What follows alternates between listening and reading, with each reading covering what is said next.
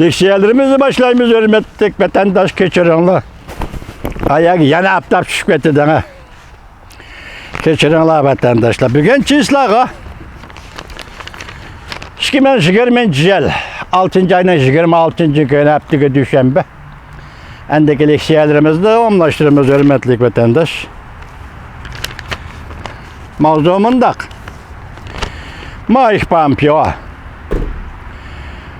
Erkeklik ve zomegerlik oturusida Rusiyaga o'rin yo'q.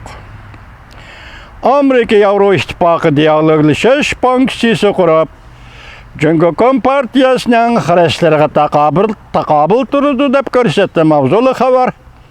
6 ayning 26 kuni Amerika ovozining Xitoy tili programmasi e'lon qilindi xabar. Bunday boshlan.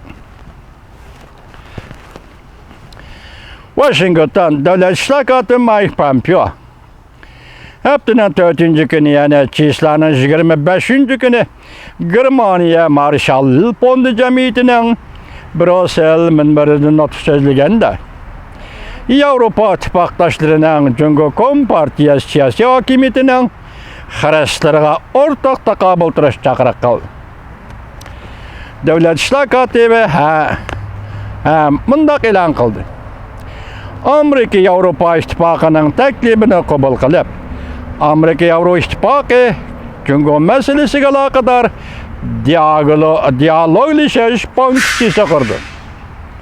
Ta'kidlaymizki, Amerika emas, balki Cumhuriyet Yevropa İttifaqını erkinlik bilan zo'magarlik o'rtasida birini tanlashga majburladi. Davlat ishlar kotibi Mike Pompeo Germaniya Marshall Fondi Cemiyeti o'tkazilgan 2020 yillik Brüssel minberida to'rbat ekrani orqali yangi bir G'arbiy Tinch okean alqigan dialoglashish mavzusi ostida nutq so'zladi. Davlat ishlar kotibi Mike Pompeo bunday ko'rsatdi. Garchi Amerika bilan Yevropa İttifaqı Cumhuriyeti'den iborat bu zo'magar siyosiy hokimiyatning bosh ko'tarishi hamda bizning erkin jamiyatimizga ko'rsatgan ta'sirini to'nib yetish jihatda kech kelib qolgan bo'lsa-mu, lekin Cumhuriyet Partiyasi siyosiy hokimiyati qo'llangan bir qator harakatlar Amerika va Yevropa İttifaqini uyg'otdi. Balki Cumhuriyet Partiyasi siyosiy hokimiyati yangi yuqumliq virusni yoshirib, kishilarning uyg'onishini tezlashtirdi. Davlat ishlar kotibi Mike Pompeo bunday ko'rsatdi.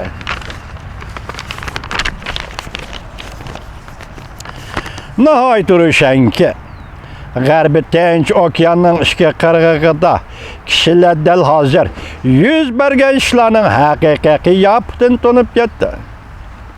Davlat ishlar kotibi Mike Pompeo Yevropa İttifaqı bilan Amerika Qo'shma Shtatlarining qo'l tutishib, Cumhuriyetga taqobil turishiga chaqiriq qildi. Davlat ishlar kotibi Mike Pompeo bunday ko'rsatdi. Men bugun tarqatgan shiori shu bo'ldiki, erkin jamiyatimizni qo'g'dash, gullanishimiz va istiqbolimizni qo'g'dash uchun biz o'rtaq tirishchilik ko'rsatib, G'arbiy Tinch okeanining ishga qirg'ig'idagi uyg'onishni davomlashtirib, Cumhuriyetning xarajlariga taqobil turamiz. Amerikaning bu nafar diplomati bunday ko'rsatdi. Bu ish o'ng'ay ish emas. Bo'libmi Cumhuriyetdan pul topadigan savdogarlar uchun aytganda bu ish o'ng'ay ish emas. Davlat ishlar kotibi Mike Pompeo bunday ko'rsatdi. Amerika Cumhuriyeti bilan bo'lgan jiddiy munosabatlarni pasaytirishi kerak. Deyishlarga aloqador kun sayin urushparastlik qilayotgan Cumhuriyet Partiyasi siyosiy hokimiyatining tashabbuslarini qabul qilg'ili bo'lmaydi. Bu tashabbuslar qabul qilg'ili bo'lmaydigan tashabbuslardir. Mike Pompeo bunday ko'rsatdi. Bu bir safsatadir. Biz bunday safsataviy ko'z qarashlarni qabul qila olmaymiz.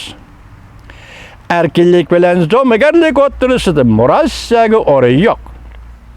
Men bizning kelgusimizni Jungo Kompartiyasining yaratishini umid qilmayman. Şayliki bugün bu yığın qatnaşqan kişiler arasında bundaq kişiler yok. Bundaq umid qiladigan kişiler mi yok? Devlet İşlakatı Mike Pompeo bundaq ko'rsatdi. Amerika Avrupa İttifaqı Tashqi ishlar mas'uli Borrell apandi o'ttira qo'ygan Yevropa Amerika Jungoga taqobil turish funksiyasi qurish taklifini Amerika qabul qildi.